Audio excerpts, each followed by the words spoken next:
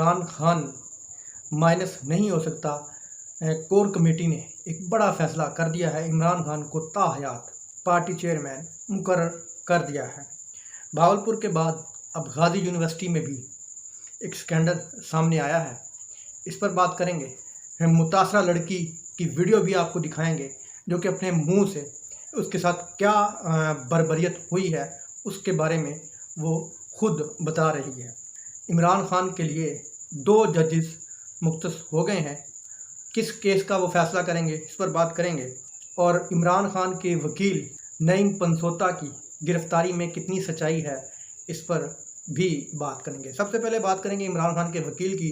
तो नईम पंसोता साहब के बारे में ये अफवाहें सोशल मीडिया पे गर्दिश कर रही हैं कि उनको गिरफ्तार कर लिया गया है, लेकिन उनके भाई ने एक ट्वीट किया है, इफ्तिखार पंसोता ने, कि मेरे भाई अभी तक गिरफ्तार नहीं हुए, ये अफवाहें गलत हैं। वो FIA के नोटिस पर FIA में अपना कोई बयान रिकॉर्ड करवाने के लिए गए हैं, गिरफ्तारी की अफवाहें गलत हैं। तो दोस्तों, अगर अभी तक गिरफ्तारी नहीं हुई, तो अगर वो गिरफ्तार हो भी गए तो इसमें कोई बड़ी बात नहीं होगी, क्योंकि चुन चुन कर इमरान खान के साथियों को, चुन चुन कर इमरान खान के हामियों को ये हुकूमत उनको सज़ा दे रही है। इमरान खान का नाम लेने पर, इमरान खान का साथ देने पर। अब ये वकील भी इमरान खान के साथी हैं, तो अगर इनको गिरफ्तार कर लिया तो कोई मज़ाक़ खेज बात नहीं होगी, कोई बड़ी बात नहीं होगी। अगली खबर यह है कि कुछ दिनों से कुछ हुकूमती टोले ने ये अफवाहें फैलाई हुई थी कि इमरान खान को माइनस कर दिया जाएगा या इमरान खान माइनस हो जाएंगे। तो आज इमरान खान साहब ने खुद इन अफवाहों को गलत करार दे दिया है। उन्होंने कहा कि अभी तक मैं ज़िंदा हूँ। कोर कमेटी का इजलास हुआ और उस कोर कमेटी के इजलास में ये फैसला हुआ कि इमरान खान साहब ताहयात पार्टी के चेयरमैन रहेंगे।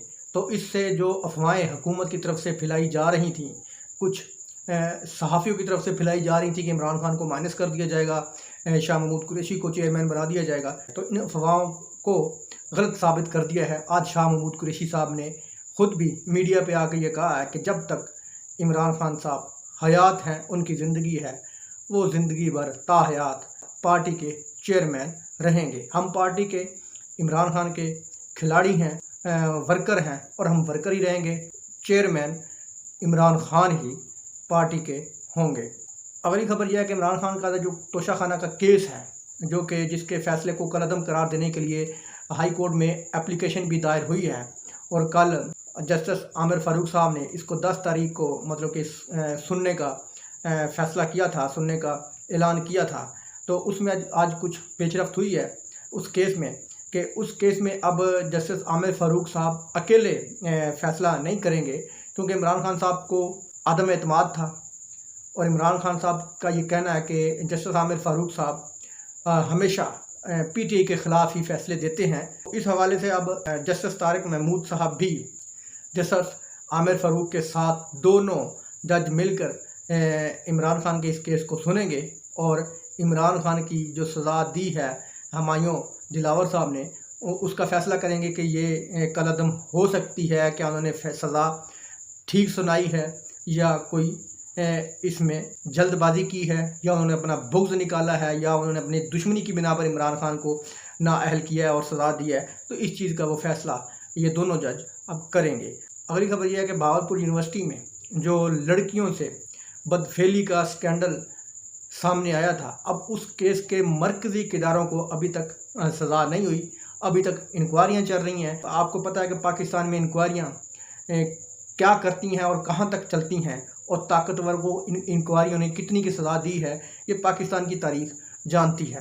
पाकिस्तान का इंसाफ का निज़ाम हमें नहीं लगता कि उन किरदारों को आइन और कानून के तहत सज़ा दे सकेगा, लेकिन अभी तक ये मामला, अभी तक ये हाल नहीं हुआ था। तो डेरा गाजी खान की यूनिवर्सिटी में भी इसी तरह का स्कैंडल सामने आ गया है।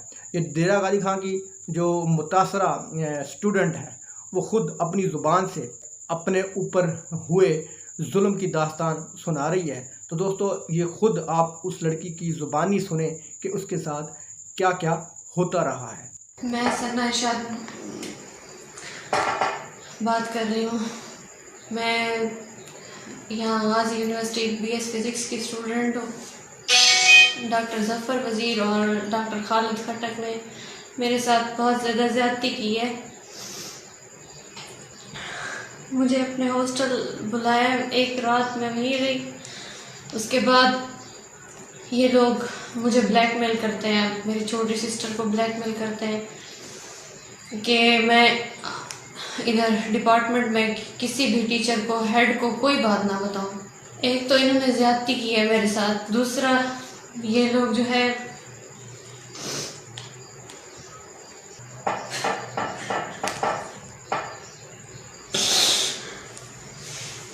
ये लोग अब मुझे और मेरी सिस्टर को दोनों को ब्लैकमेल कर रहे हैं। तो यहाँ बीएस सेकंड सेमेस्टर की स्टूडेंट है।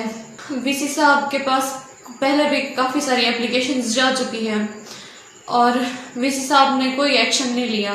अब अगर वीसी साहब ने कोई एक्शन ना लिया तो मैं मज़ीद बर्दाश्त नहीं करूँगी, मैं यूनिवर्सिटी में ही खुद को आग लगा दूँगी। तो दोस्तों, आपने लड़की के मुंह से खुद ये पूरी दास्तान सुनी है कि उसके साथ क्या क्या जुल्म और बर्बियत होती रही है और कौन कौन से किरदार इसमें मुलव्वस हैं। तो दोस्तों, अब बात ये है कि भावलपुर के स्कैंडल में एक कोई बड़े अफसर, एक किसी बड़े इदारे के किसी रिटायर मुलाजम का नाम आया था और एक तरफ किसी सियासतदान के बेटे का नाम आया था। चलो अब देखते हैं कि उनको तो सज़ाएं हुई नहीं है, क्योंकि उनका ताल्लुक बड़े बड़े लोगों से हैं और बड़े बड़े ताकतवर इदारों से उनके ताल्लुक हैं। तो एक बहुत बड़े ताकतवर सियासतदान है, उनको तो सज़ा नहीं होगी और ना ही मेरा ख्याल कि पाकिस्तान का कानून इतना ताकतवर है कि उनको सज़ा दे सकेगा। अब देखते हैं कि इन प्रोफेसर साहब की जो कि लड़की ये नाम ले रही है, इनके ताल्लुक कहाँ तक जाते हैं और कौन इनको बचाने के लिए मैदान में आता है। दोस्तों, ठीक उसी तरह जिस तरह के अपने बेटे को बचाने के लिए तारिक बशीर चीमा साहब मैदान में आए हैं, उसी तरह इन दोनों मुजरिमों को बचाने के लिए यूनिवर्सिटी के ही मतलब कि इंतज़ामिया इनको बचाने की कोशिश कर रही है। झूठा उन्होंने बयान दिया है कि जनाब हमने इनकी इन्वेस्टिगेशन शुरू कर दी है और पुलिस को कहा है कि इनकी जनाब आप एफआईआर दर्ज करें। लेकिन जब डीपीओ साहब से सवाल पूछा गया तो उन्होंने साफ साफ इनकार कर दिया। उन्होंने कहा कि कोई केस इस तरह का हमारे पास नहीं आया, यूनिवर्सिटी की इंतज़ामिया झूठ बोल रही है। तो दोस्तों, अब देखते हैं कि इन दोनों के भी ताल्लुक़ किन किन बड़ी बड़ी शख्सियत से निकलते हैं। क्या इनको सज़ा होगी या ये भी भावलपुर स्कैंडल की तरह स्कैंडल फाइलों में ही धूल चाटेगा, ये चीज़ अब देखनी पड़ेगी। तो दोस्तों, उम्मीद है आपको ये वीडियो इन्फॉर्मेटिव लगी होगी। अल्लाह हाफ़िज़।